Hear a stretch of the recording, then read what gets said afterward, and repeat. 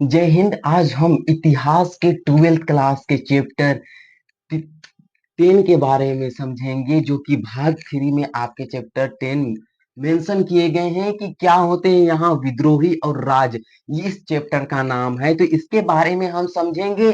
सबसे पहला जो हमारा टॉपिक रहेगा वह रहेगा 1857 का विद्रोह। और यह 1857 का विद्रोह किस कारण से हुई, ये दो टॉपिक के बारे में समझेंगे। और इस 1857 की क्रांति का जो विद्रोह देखने को मिलता है वह राजनीतिक विद्रोह भी देखने को मिलता है, आर्थिक कारण भी देखने को मिलता है, सामाजिक तथा धार्मिक कारण हमें देखने को मिलता है, सैनिक कारण भी देखने को मिलता है, और एक हमारा तत्कालिक कारण भी देखने को मिलता है। इन इन कारणों के कारण ही राजनीतिक इन इन कारणों के कारण ही 1857 की क्रांति का विद्रोह हुआ। तो इसके बारे में आज हम समझ लेते हैं इस वीडियो के अंतर्गत। तो आप समझिए कि 1800 और इसके जो आपको पीडीएफ होगी वह हम यूट्यूब में, में भेज देंगे, उसको आप लिख सकते हैं। तो आप समझते हैं कि 1857 का विद्रोह क्या थी।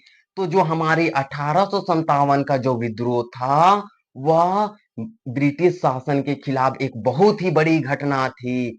10 मई 1857 में यह विद्रोह 10 मई 1857 में यह विद्रोह मेरठ में प्रारंभ हुआ।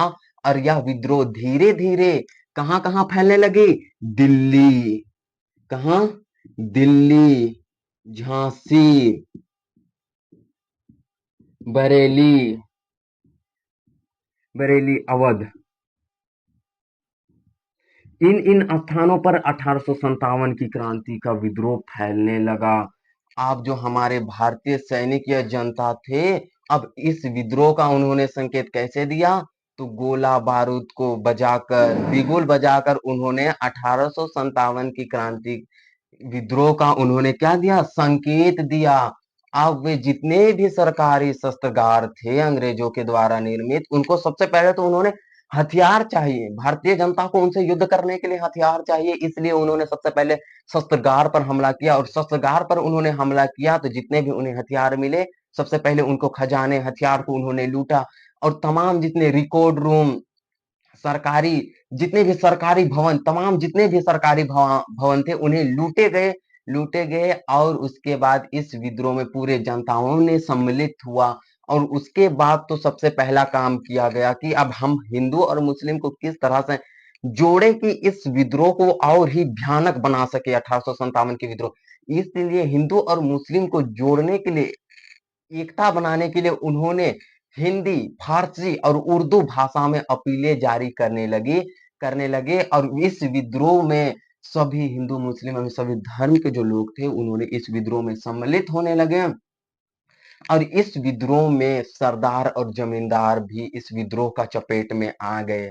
जो ये विद्रोह हुआ, इस विद्रोह के चपेट में जो सरदार और जो जितने भी जमींदार थे, वे भी इस विद्रोह के चपेट में आ गए। क्यों आ गए जमींदार और सरदार? क्योंकि वे भारतीय जनता से कृषि के कार्य पर उन्होंने क्या लेते थे, कर वसूल करते थे। अंग्रेज के चमचा थे, सारे लोग अंग्रेज के चमचा थे। और हमारे भारतीय जनता में कि गरीब किसानों को उन्हें कर लूटते थे, और जितना भी कर बांचता था आधा तो दे देते थे सरकार को, और जितना बचता था उसको अपने ही ले लेते थे। क्योंकि इस 57 की क्रांति में वो तमाम जितने भी सरकारी, सॉरी, सरदार और जितने भी जमींदार थे उस वे भी इस विद्रोह के चपेट में आ गए। अब अंग्रेजी सरकार अपने घर बार परिवार बचाने के लिए, और जितने भी अंग्रेजी लोग थे अपने परिवार, अपने फैमिली, अपने पत्नियों को बचाने के लिए, उन्होंने बचने के लिए अब फंस गए। अब एक अंग्रेजी इतिहासकार था, उन्होंने यह लिखा था कि यह 1857 की क्रांति में ब्रिटिश शासन एक ताश की किले की तरह बिखर गया, पूरी तरह से ताश के किले की तरह बिखर गया। ये समझ गए, यह हुआ 1857 की क्रांति, जो कि अंग्रेजों के खिलाफ विद्रोह किया गया था 10 मई 1857 ईस्वी में। यह क्वेश्चन पूछे जाते हैं 1 नंबर ऑब्जेक्टिव क्वेश्चन में कि 1857 की क्रांति कब हुई थी, अब यह कहां से चालू हुई थी, किनके द्वारा, तो मंगल पांडे के द्वारा किया गया था, मेरठ से 1857 में किया गया था। और यह धीरे धीरे यह क्रांति दिल्ली, झांसी, बरेली, अवध, लखनऊ, इन इन स्थानों पर यह क्रांति फैलने शुरू हो गई। अब जो हमारा सेकेंड टॉपिक देखते हैं वह 1857 की क्रांति के कारण, क्या कारण थे जो कि 1857 की क्रांति हुए, उसमें से सबसे पहला हम राजनीतिक कारण देखते हैं, तो सबसे पहला राजनीतिक कारण देखते हैं, डलहौजी ने सहायक संधि और लेफ्ट नीति लागू कर दी। डलहौजी ने सहायक संधि कर दी और लेफ्ट नीति लागू हो गई, जिसके कारण जो भारतीय जो शासक थे उनके मुख पर असंतोष छाया हुआ था। एक तरफ से कानपुर में जो नाना साहब थे, उन्होंने अंग्रेज अधिकारियों ने इतने बड़ी गलती कर दी कि उनकी पेंशन को ही रोक दी। अब उनके जो पेंशन को रोक दिया गया, तो अब नाना साहब भी इस विद्रोह में क्या हुए, सम्मिलित हो गए भाई। अब देखा जाता है जमींदार और किसान, उनकी भी अब लास्ट में भूमि छीन ली गई। यानी कि उसे तो भारतीय जनताओं को द्वारा भी इस विद्रोह में जमींदार और किसान चपेट में आए ही आए। अब लास्ट में जो जमींदार और जो सरदार थे, उनकी भूमि छीन ली गई। तब उन्होंने भी यह फैसला कर दिया कि अब भारतीय जनताओं के साथ रहकर अंग्रेजों के विरुद्ध विद्रोह करना बाकी है। अब उन्होंने भी विद्रोह कर दिया। अब झांसी की रानी को एक पुत्र की गोद लेने की अनुमति नहीं दी गई, क्योंकि उनके जो पुत्र थे, जब उनके पुत्र का जन्म हुआ तो छोटी आयु में उनकी मृत्यु हो गई थी, जिस कारण से उनके पुत्र वह दत्तक पुत्र गोद लेना चाहते थे, लेकिन वह उन्हें गोद लेने के लिए अनुमति नहीं दी गई। इसलिए झांसी से भी यह विद्रोह प्रारंभ हो गई। यह था हमारा राजनीतिक कारण। अब आर्थिक कारण देखते हैं, तो आप सभी जानते हैं कि 1730 के दशक में इंग्लैंड में औद्योगिक क्रांति हुई। जब वहां औद्योगिक क्रांति हुई, तो भारत से जितने भी कच्चा माल इंग्लैंड ले गए थे, वहां वस्तुओं का निर्माण होने लगा उद्योग में। अब वही उद्योग में जो वस्तुओं का निर्माण होने लगा, वही उद्योगों के द्वारा बन के इंग्लैंड से भारत आया और वही वस्तुओं को काफी कम कम दामों में बेचने लगे, जिनके कारण जो भारतीय कृषि व्यापार, जितने भी कृषि व्यवसाय जो करते थे भारत में, जितने भी जनता, वे लोगों का जो वस्तुएं थे वह बिक्री होने ही नहीं लगी। क्यों नहीं होने लगी? क्योंकि जो अंग्रेज के जो माल आते थे वे काफी सस्ते दाम में बेचने लगे थे। तो कौन अधिक दाम के वस्तु को लेगा? आप ही बताइए, कोई लेगा? अधिक दाम के वस्तु को नहीं लेगा। जिस कारण से उन जनताओं ने भी इसे विद्रोह कर दिया। और एक सबसे बड़ी यह थी, अंग्रेज ने अंग्रेजी व्यापार नीति के खिलाफ, अंग्रेजों ने ही भारतीय व्यापार संघ को खड़ा होने के लिए, उनके खिलाफ खड़ा होने के लिए मजबूर कर दिया। जिसके और भारत के जनताओं पर इतना कर थोपा गया, व्यापारों पर इतना कर थोपा गया, वस्तुओं पर इतना कर लगाया गया कि हमारा भारत देश का जो वस्तु थे वे दूसरे देश में तो जाते थे, लेकिन हमें मजबूर होकर उन वस्तुओं की कीमत अधिक बढ़ानी पड़ती थी। क्योंकि अगर हमें उन वस्तुओं से अगर हम बिक्री करते हैं उसका, तो हम उसको बेचते नहीं, तो हमारा क्या लाभ? आप ही बताइए, उस वस्तुओं को हम बेचेंगे और उससे हमारा लाभ नहीं होगा, तो उसका हम वैसा ही करेंगे ही क्यों? इसका सुबह हम अधिक वह कर लगाते थे, उन्हीं कर को जोड़कर हम उन वस्तुओं का दाम अधिक बढ़ाकर विदेशों में बेचना चाहते थे, लेकिन उन विदेशों में हमारी वस्तुओं की कीमत एकदम बिल्कुल ही नहीं रहती, बिक्री एकदम बिल्कुल गिर गई, जिस कारण से वस्तुओं की भी बिक्री होना बंद हो गया था। जिस कारण से विदेशों में हमारी वस्तुओं भी बिक्री होने बंद हो गई। और यह इसलिए हमारे भारतीय जनताओं ने या 1857 की विद्रोह में आंदोलन में शामिल होने के लिए मजबूर हो गए और उन्होंने भी इस आंदोलन में सम्मिलित हो गए। यह था हमारा आर्थिक कारण 1857 की क्रांति के। हम देखते हैं सामाजिक एवं धार्मिक कारण क्या थे।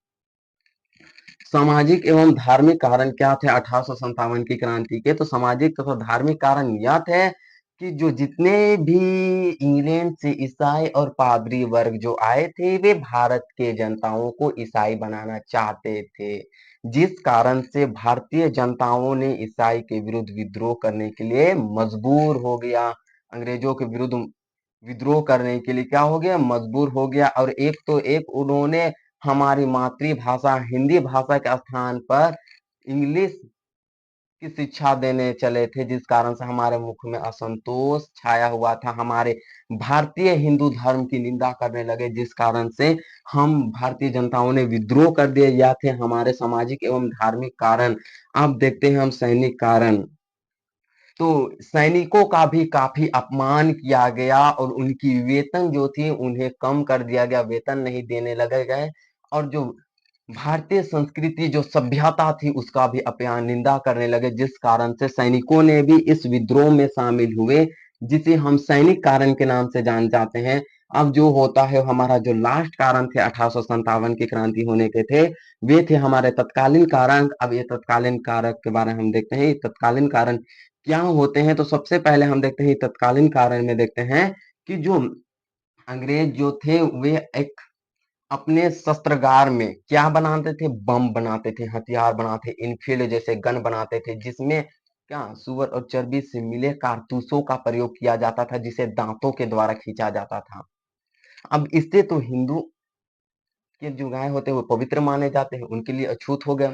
अब जो सुअर होते हैं वह मुस्लिम के लिए अपवित्र माने जाते हैं, उनके लिए अछूत हो गया। इस कारण से दोनों धर्मों ने इस आंदोलन के लिए, इस आंदोलन में शामिल होने के लिए एक उनका क्या मजबूरन होना पड़ा अपने धर्म को बचाने के लिए, जिस कारण से मेरठ से ही मंगल पांडे ने मेरठ में एक अंग्रेज अधिकारियों का एक गला काट दिया, जिसके कारण से यह 1857 की क्रांति मेरठ से ही चालू हुई थी। तो 1857 की क्रांति कहाँ से चालू होती है, तो मेरठ से ही चालू होती है।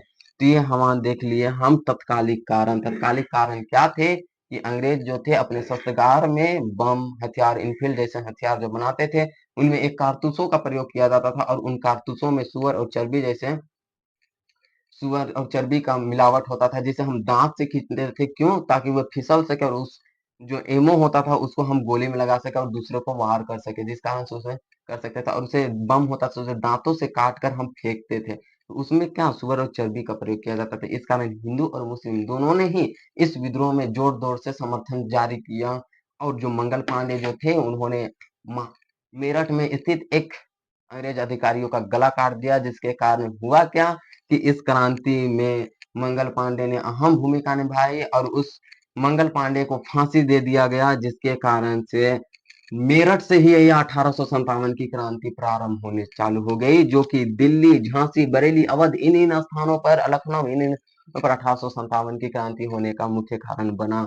तो हमने देखा कि 1857 का विद्रोह, 1857 की क्रांति होने के कारण 5 कारण देखा: राजनीतिक कारण, आर्थिक कारण, सामाजिक एवं धार्मिक कारण, सैनिक कारण एवं आपको हमने तत्कालिक कारण के बारे में समझा देंगे। हमने इतिहास के राज विद्रोही के हमने तत्कालिक कारण के बारे में आप समझ चुके थे। अब जो हम समझेंगे वो हमारा रहेगा भविष्यवाणी तथा अफवाहें। पहला टॉपिक। सेकेंड रहेगा हमारा अफवाह पर विश्वास के कारण। अब 1857 की क्रांति के परिणाम क्या हुए, संचार के तरीके, शाहमल कौन थे और मेरठ में विद्रोह। और कुछ लोगों के यहाँ पे नाम दिए गए हैं जो कि 1857 की क्रांति में इन्होंने भाग लिए थे। कुछ महत्वपूर्ण लोगों के नाम है, तो उसके बारे में हम समझेंगे। सबसे पहला जो हमारा है भविष्यवाणी तथा अफवाहें, या क्या हुई थी भविष्यवाणी। तो भविष्यवाणी तथा अफवाहें भी जो हुई थी वह 1857 की क्रांति में एक महत्वपूर्ण भूमिका निभाती है। राइफल इंस्ट्रक्शन में के एक उनके अधिकारी या कैप्टन कह सकते हैं, राइट कैप्टन ने अपने रिपोर्ट में यह लिखता है कि एक नीच जाति के व्यक्ति जो कि एक ब्राह्मण उच्च जाति से पानी पीने के लिए उन्होंने मांगा, लेकिन वह ब्राह्मण जाति उस लोटे को उन्हें देने के लिए मना कर दिया। क्यों मना कर दिया? क्योंकि अगर उस नीच जाति को वह ब्राह्मण व्यक्ति वह लोटा देता तो वह अछूत हो जाता, जिस प्रकार से वह उन्हें देने से मना कर दिया। तब वह व्यक्ति का आंसर यह है, वह कहता है कि अच्छा तुम अपने धर्म को बचाना चाह रहे हो, तुम ये लोटे को अगर मुझे पानी पीने के लिए दे दोगे तो यह अछूत हो जाएगा। तुम तो अंग्रेजों के द्वारा बनाए गए सुअर एवं चर्बी के कारतूसों का प्रयोग करने वाले हो। अब तुम किस तरह से अपने धर्म को बचाते हो, इस तरह हम देखते हैं। तो इसे सुनकर जो व्यक्ति थे, ये मंगल पांडे थे, वे लोग कहाँ चले गए? बहादुर शाह के यहाँ। बहादुर शाह के यहाँ दिल्ली चले गए। अब जब वह दिल्ली चले गए, अब दिल्ली चले जाने के बाद कारतूसों वाले सारी बात बहादुर शाह जाफर को बता दी। अब बहादुर शाह जाफर को बताने के पश्चात वे कहने लगे कि जो अंग्रेज अधिकारी है वह हमारे धर्म, हमारे जाति, हिंदू मुस्लिम को एकता को तोड़ना चाहते हैं और उनके बीच खूट पैदा करना चाहते हैं और यह धर्म को मिटाना चाहते हैं। जिस कारण से जो लोग हैं भारत के विभिन्न स्थानों, विभिन्न क्षेत्रों, विभिन्न प्रदेशों के लोग इस 1857 की क्रांति में उन्होंने भाग लेना प्रारंभ कर दिया और जितने भी अंग्रेज अधिकारियों के विरुद्ध वे लोग विद्रोह कर दिए। तो यह था हमारे अफवाह। अफवाह क्या थे? कि कारतूसों वाले अफवाह थे। अब जो हमारा जो देखने को मिलता है, अब इस अफवाह पर विश्वास कैसे किया गया, इस अफवाह पर विश्वास करने के कारण जो यह अफवाह है इस पर विश्वास कैसे किया गया, तो सुनिए। विलियम कैप्टन एक अधिकारी थे, किसके? अंग्रेज अधिकारी थे, जिनके अगुवाई पर कुछ अंग्रेज अधिकारी भारत में शिक्षा संस्थान स्थापित करना चाहते थे, जिसका उन्होंने सहयोग कुछ भारतीय लोगों से लिया कि हम आपके भारत देश में कुछ शिक्षा विद्यालय, यूनिवर्सिटी, कॉलेज स्थापित करना चाहते हैं। ठीक है, उन्होंने कॉलेज, यूनिवर्सिटी, विद्यालय स्थापित कर लिए, पर भी यह क्रांति जो हुई तो देखने योग्य थे। अंग्रेज अधिकारी ने जितने भी सती प्रथा थे उन्हें नष्ट कर दिया और सती प्रथा को खत्म करके उन्होंने विधवा पुनर्विवाह को पुनः लागू किया। झांसी, सतारा जैसे स्थानों पर अंग्रेजों ने क्या किया? झांसी, सतारा जैसे स्थानों पर अंग्रेजों ने कब्जा कर लिया और उन पर अपना अधिकार, अपना शासन करना चालू कर दिया। यह था हमारे, जिस कारण से भारतीय जनता को यह विश्वास होने लगा कि जो अंग्रेज अधिकारी हैं हम लोगों से धोखा दे रहे हैं हम भारतीयों को, जिस कारण से उन्होंने इस अफवाह को सच मान लिया कि यह अफवाह सच है और 1857 की क्रांति में उन्होंने भाग लेने चालू कर दिए। आपने समझ चुका कि अफवाह और भविष्यवाणी भी एक महत्वपूर्ण घटना थी 1857 की, और उसमें विश्वास करने के परिणाम भी आपको बता दिए। अब जो हम देखते हैं संचार के तरीके क्या थे, संचार के तरीके आपके 12th क्लास के NCERT बुक में दिए गए हैं कि किस तरह से भारतीय सैनिकों के बीच संचार की जो तरीका था एक तरह से एक सुव्यवस्थित बना रहता था। तो हमारे जो भारतीय जो सैनिक हुआ करते थे उनके विभिन्न प्रकार के कैंप होते थे। यहाँ पे एक कैंप लगाया गया तो वहाँ पे दूसरा कैंप लगा गया, तो इस प्रकार से वह एक दूसरे से एक जगह दूसरे जगह को जो कैंप के जो संचार व्यवस्था उनके बीच मध्य की कम्युनिकेशन थी वह बहुत ही मस्त थी। इरेगुलेटर कैवेलरी किन्हें कहा जाता है? घुड़सवार सैनिकों को इरेगुलेटर कैवेलरी कहा जाता है। अब उन्होंने कारतूसों का प्रयोग करने के लिए साफ इनकार कर दिया और अपने 48वें नेटिव इन्फेंट्री अर्थात पैदल सैनिक, जिसे नेटिव इन्फेंट्री कहा जाता है, पैदल सैनिकों को, उन्हीं लोगों के पास एक पत्र लिखा और कहा कि मैं अपने धर्म को बचाने के लिए मैं यह कारतूस को प्रयोग करने के लिए मना कर दिया। अब वह इरेगुलेटर कैवेलरी जितने भी जिन्हें हम घुड़सवार के नाम से जाने जाते हैं वे लोग अब यह तैयार थे कि मेरा जो 48वां पैदल सैनिक जिसे नेटिव इन्फेंट्री के नाम से जानते हैं वे कब मुझे अपनी सूचना प्रस्तुत करेंगे। अब यह सिपाहियों की जो अफवाहें थी वह पूरे संचार थी वह पूरे भारत देश में फैल गई और भारत देश के विभिन्न क्षेत्रों में लोग जानने लगे और उन्होंने 1857 की क्रांति में विद्रोह करने चालू किया। अवध के एक मिलिट्री हियर्स की जो रक्षा करने का जो उत्तरदायित्व भारतीय सैनिकों ने ले लिया, उनके पास 41वें सैनिक तैनात कर दिए गए और उन्हें भी तैनात कर दिए गए। क्या तब सैनिकों की दलील यह थी कि उन्होंने कहने लगे, सैनिकों की दलील यह थी कि उन्होंने कहने लगे कि हमारे जितने भी गोरे अफसर हैं उन्हें अब हम खत्म कर चुके हैं, अब वो गोरे अफसर को हमने खत्म कर दिया है, अब हियर्स को हम तो एक तो जान से मार देंगे या नेटिव इन्फेंट्री अर्थात पैदल सेना के हवाले से कब हाथ में ले लिया जाए। तब यह थे हमारे संचार की कुछ व्यवस्था। अब संचार की व्यवस्थाएं थे, ये हमारे संचार की व्यवस्थाएं देखने को मिलते हैं कि किस प्रकार से उनके पास संचार की व्यवस्था है। और संचार की व्यवस्था के तहत और फिर कहा गया कि अब यह दलील खारिज कर दी गई कि अब इस फैसला को लेना अनिवार्य है कि अब हियर्स का क्या किया जाए।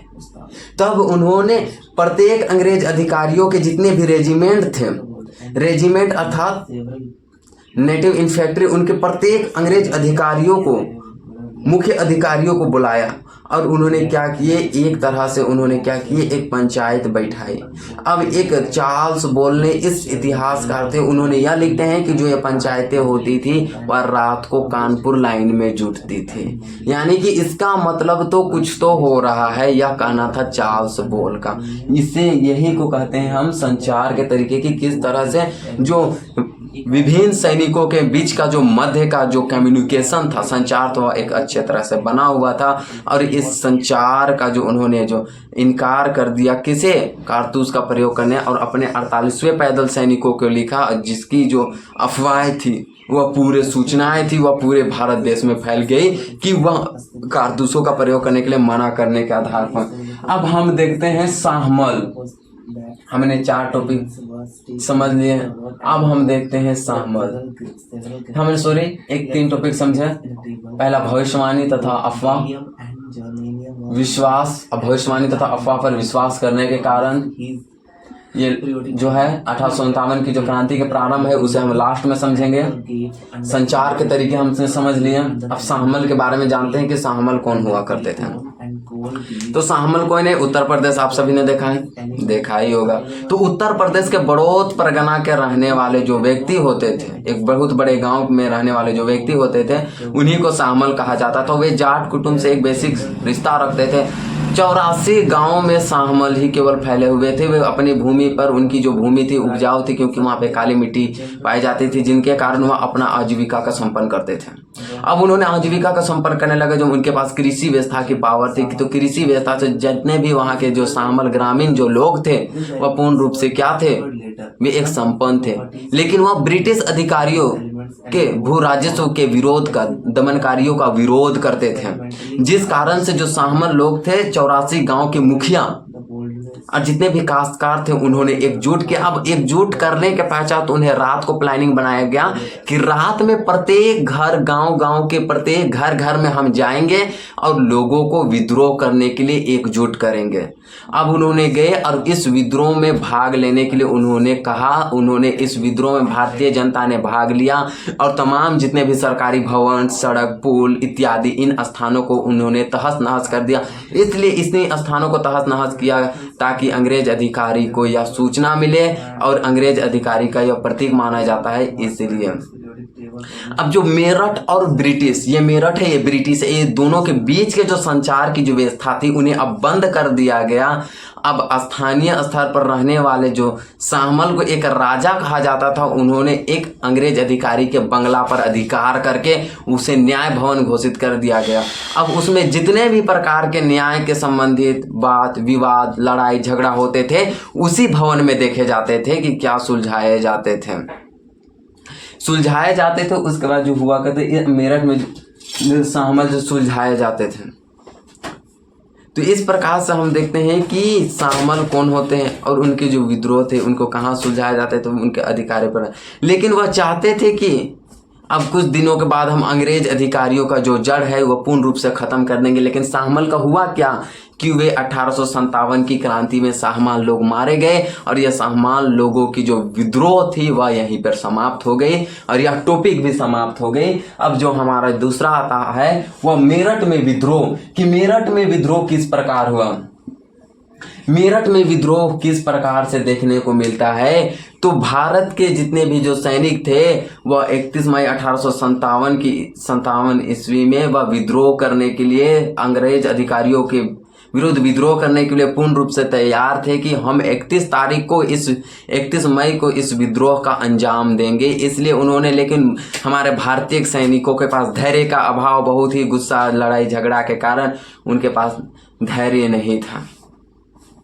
जब उन्होंने चर्बी वाले कारतूसों को प्रयोग करने के लिए इनकार कर दिया, कौन? भारतीय सैनिक ने, तो उनके 84 सैनिकों को अंग्रेज अधिकारी जेल ले गए और वहां बंद कर दिए, जिसमें से 14 सिपाही केवल बचे और बाकी सभी सिपाही मारे गए। और यह भारतीय सैनिकों ने इन सारे सिपाहियों के 14 सिपाही बच गए और ये 14 सिपाही ने जितने भी सिपाही मरे थे उनके मौत का बदला लेने के लिए वह तड़प रहे थे और उन्होंने उस समय अपने हृदय को खून की घूंट पी गए, लेकिन उस समय नहीं की। लेकिन जब वह तैयारी करने लगे 9 मई को उन्होंने बैठक बुलाई।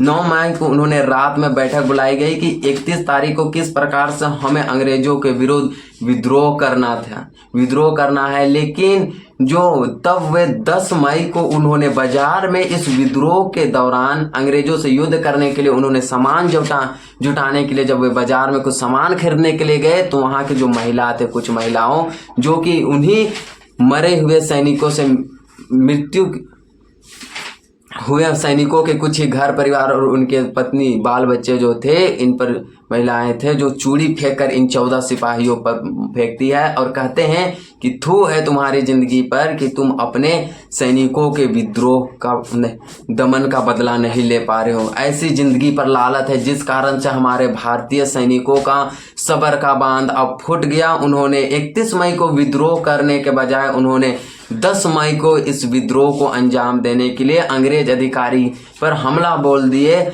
और उन्होंने दिल्ली चलो, मेरठ से दिल्ली चलने लगे और दिल्ली जाने के पश्चात जितने भी दिल्ली जाने में रास्ता जितने भी अंग्रेज अधिकारी मिले उन्हें मार दिए गए।